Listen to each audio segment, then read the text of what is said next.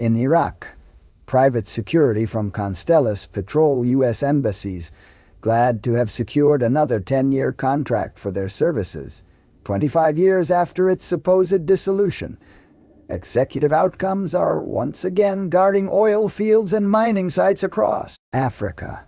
And in Ukraine, soldiers of the Wagner Group continue fighting in the field, even after their leaders failed rebellion against the Russian government. Now more than ever, mercenaries have become sought after for their services across the globe in a myriad of conflicts. But where did they come from?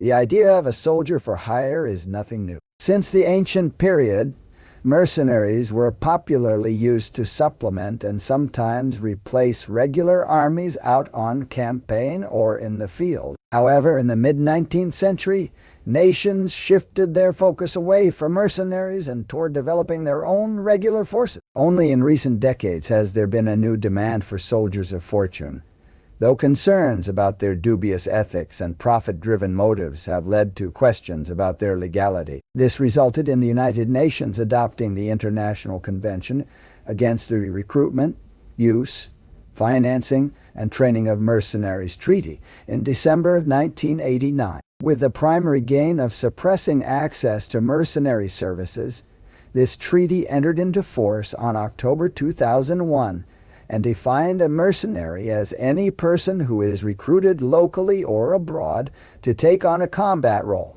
does so for the sake of private gain, is not a resident, national, or military personnel of the parties to the conflict, and has not been sent on official state military duty. In order to circumvent these rules, many enterprising professionals would go on to form private military companies, or PMCs, which differed just enough from the mercenary definition to maintain legality. Where mercenaries engage in combat, PMCs claim to act in self-defense. Where mercenaries get deployed, PMCs conduct routine security, often working as international firms. PMCs provide militaries and political entities services, such as combat assistance, military training, risk assessment, logistics, intelligence, and security. Many of these companies are useful to world powers, as the discrete connections between a PMC and its client allow for a client's involvement by proxy into conflicts as unofficial belligerents, permitting them to exercise geopolitical and military influence without having to suffer the casualties or logistical concerns of a traditional military force. Before we continue, I'd like to take a moment to thank the sponsor of today's video, Enlisted. Enlisted is a free-to-play World War II multiplayer shooter available for PC, Xbox Series X and S, PlayStation 5, and previous generation. With a strong focus on historical authenticity, Enlisted's dynamic gameplay puts players in the middle of the action by allowing you to play whole campaigns on an epic scale as the Allies or Axis and command infantry squads, tank crews, and aircraft. Using historically accurate weapons like the Montgarand and iconic vehicles like the M4 Sherman and the P-51 Mustang. I especially enjoy commanding, equipping, and customizing my own personal squad of soldiers and specialists. Register and play for free using our link in the description below, and join millions of players from all around the world on PC, PlayStation, and Xbox. Players who register will also receive a huge bonus pack of 3 days of premium time and several orders for troops and weapons. No purchase necessary. Simply use our link to register, download, and play Enlisted today. This flexibility and discretion have made PMCs a staple of modern conflicts.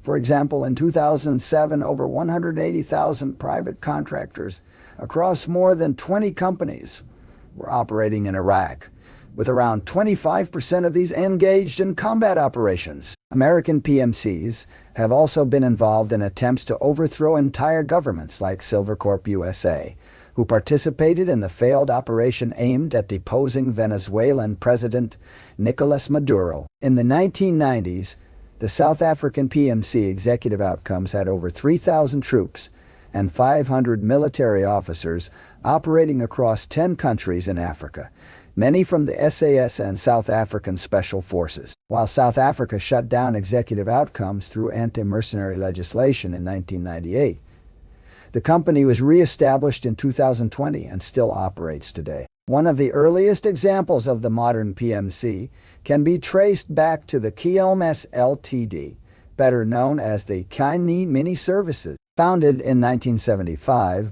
by 4 British war veterans and staffed by ex-SS personnel, Kini Mini started out protecting British diplomats in Buenos Aires, then in 1976 expanded to training the Sultan of Oman's Special Forces, a unit set up and commanded by Kini Mini contractors directly. Information on KMS is shadowy. Numerous investigations turned up dead ends as prospective interviewees refused to discuss KMS. The British Foreign Office claimed to know very little about KMS, however. This was far from the case. KMS was heavily involved in the Sri Lankan Civil War, which occurred between 1983 and 2009. It was a conflict fought primarily between the Sinhalese Sri Lankan government and Tamil separatists, namely the Liberation Tigers of Tamil Eelam, who were frustrated by discrimination and wished to carve out their own ethnic state. Amid this fighting, the Sri Lankan police decided they wanted to be able to engage the rebels directly in special forces operations. Kini Mini arrived in Sri Lanka in 1984 and was tasked with training and equipping a force of 600 men, soon to be known as the Sri Lankan Police Special Task Force, or SCFF. KMS promised 120 new SF personnel members every 12 weeks to engage the rebels. On September 1, 1984, the CF convoy near Point Pedro was hit by a rebel landmine. 4 SDF members were killed, and the SDF responded by burning buildings, shops, a college, and the Point Pedro Library, killing several civilians. The regular Sri Lankan army was known to retaliate against civilians after ambushes, but with the CF, things were different. As a fresh unit trained only by KMS and its professional soldiers, there was shock as to why the CF would act in this way. Rather than pull KMS back, the British reasoned that if their people didn't train the Sri Lankans, they might be desperate enough to seek out mercenaries from America, France, or Belgium, who they believed would only worsen the situation. At the end of 1984, the British approved Kini Mini to train the Sri Lankan army as well.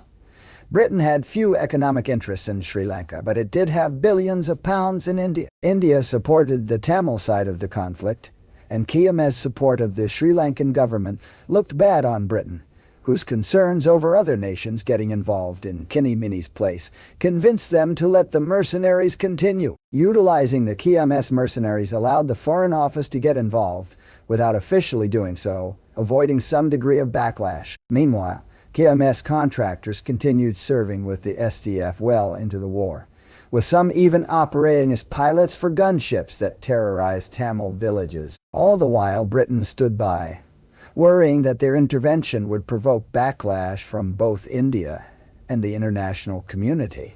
While KMS closed down in the 1990s, a new contractor would find its beginnings in America. Blackwater, founded in 1995, by former U.S. Navy SEAL Eric Prince. Blackwater at first offered typical PMC services, such as domestic security and military training. By 1998, Blackwater received its first contracts for expanded military training, spending its early years working with small military units and law enforcement. Things changed after the attacks on September 11th, when the U.S. government became extremely concerned with security and terrorist activity. Blackwater was shortly contracted and asked to provide emergency assistance during the 2001 invasion of Afghanistan. During the war in Iraq, the American diplomat Paul Brimmer was sent to Baghdad to serve as Director of Reconstruction and Humanitarian Assistance, as well as heading the Coalition Provisional Authority, which looked to transition the Iraqi government away from the previous Ba'athist party under Saddam Hussein. As the de facto leader of Iraq and representative of the American occupiers,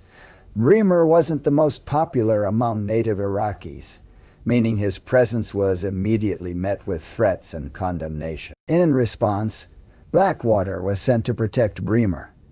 With this contract, Blackwater gained a foothold in the War on Terror and with the American government. During this period, on December 6, 2003, Blackwater first proved its value to the U.S. government. Bremer and his aide, Brian McCormick, were traveling in an armored SUV as part of a convoy, protected by 2 Bell helicopters, each containing 2 Blackwater snipers. Suddenly, the convoy's lead vehicle hit an ID, resulting in an explosion quickly followed by AK-47 fire from resistance fighters. Blackwater's protection of Bremer in this assassination attempt, in which all escaped uninjured, made it clear to America and the world what the PMC was capable of. Blackwater's effectiveness was countered by its behavior and general trigger-happy aggressiveness, with the PMC instigating around 163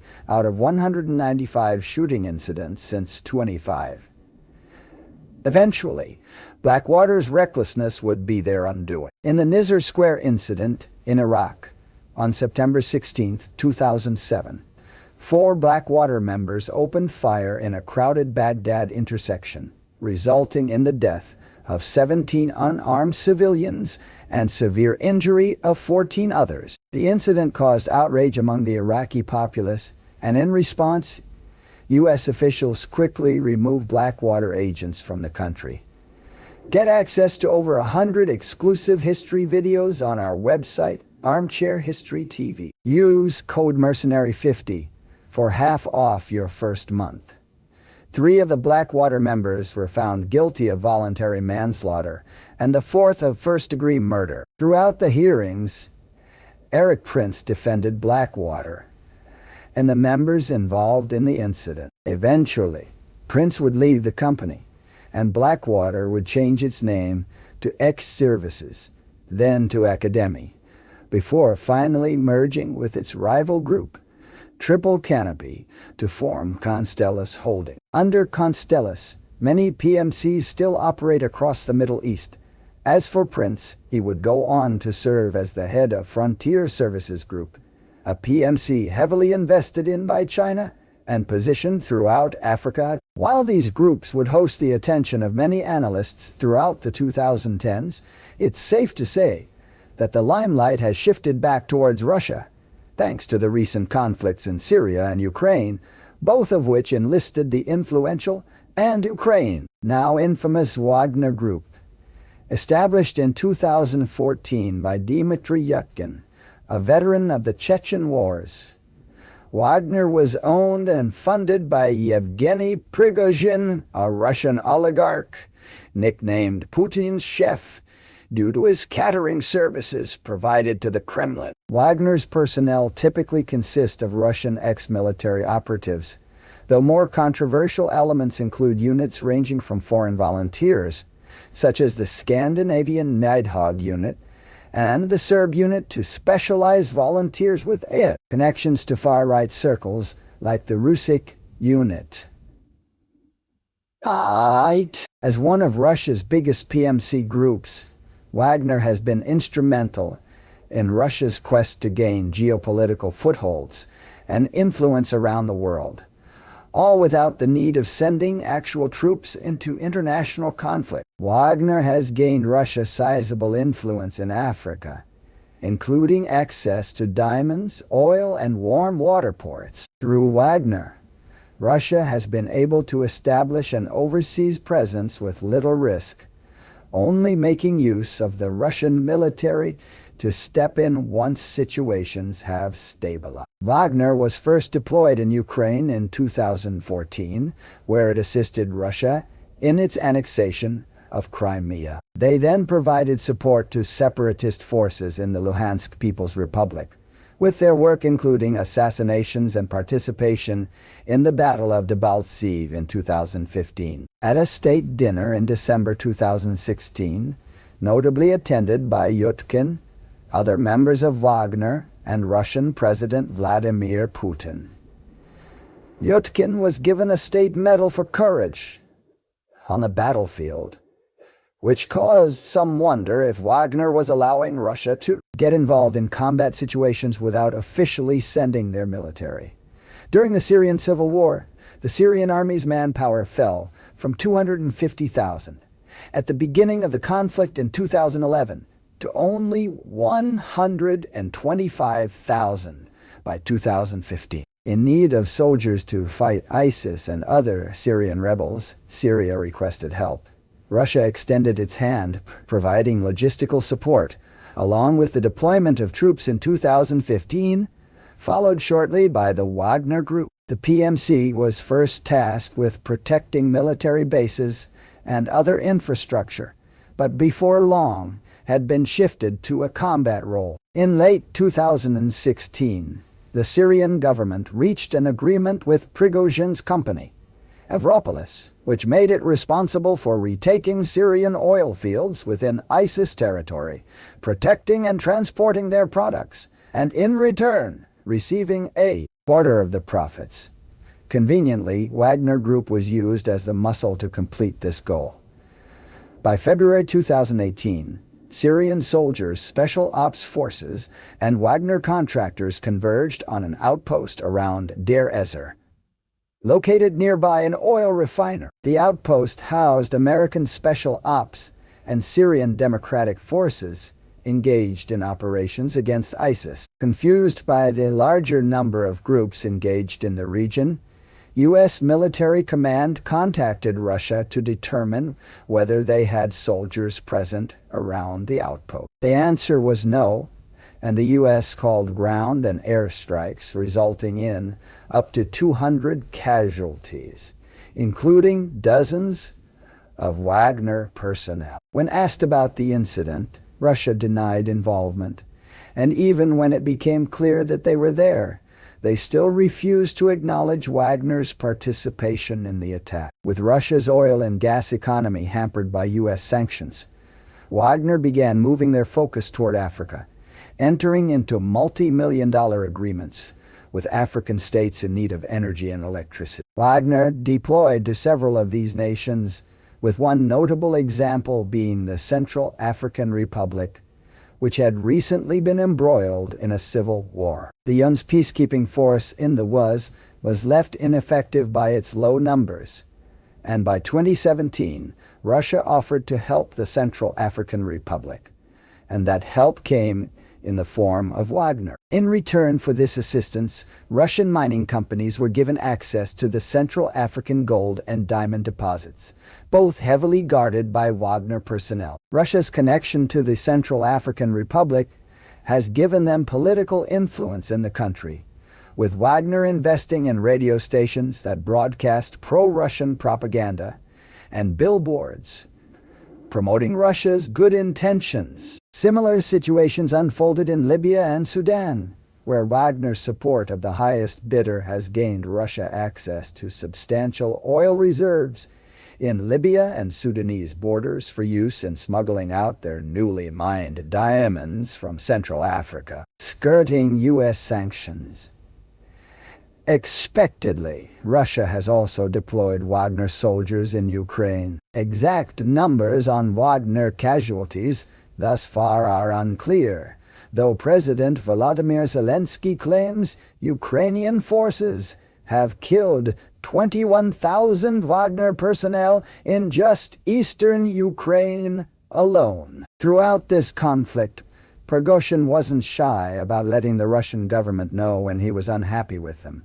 He had complained about a lack of ammunition, high casualties, and poor strategy in Ukraine, even foreshadowing the possibility of revolution in Russia if the government didn't put more effort into the war. On June 23, 2023, Prigozhin accused Russia of falsely justifying the war in Ukraine and expressed deep frustration with the military leaders running the operation. He also accused Russia of staging an attack on Wagner, an allegation which was denied. Regardless, Prigozhin ordered an armored convoy of Wagner troops to drive on Moscow, stating that he and those with him were going to find out why there is such chaos in the country. President Putin's response was to call the action treasonous, to which Prigozhin objected, arguing that he was not betraying Russia or challenging Putin's leadership. According to Prigozhin himself, the convoy came within 200 kilometers of Moscow without any Wagner blood spilled, though by the end of June 24th, Prigozhin suddenly ordered his soldiers to end the march and return to base. The official reason for calling off this move came from the Belarusian president, Alexander Lukashenko, who brokered a settlement with Prigozhin, who in turn agreed to end the rebellion. By August 23rd, Prigozhin was killed in a plane crash while over Russia.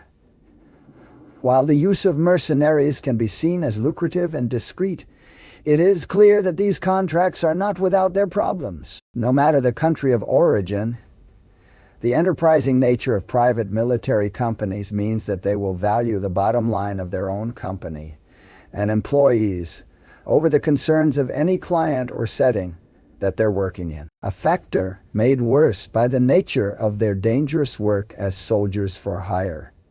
Though volatile and self-serving, mercenaries remain popular instruments of modern warfare. No doubt we will see them in conflicts to come. Thank you again to Enlisted for sponsoring today's video. Use our link in the description to download the game. Get your exclusive bonus and play Enlisted for free on PC, PlayStation,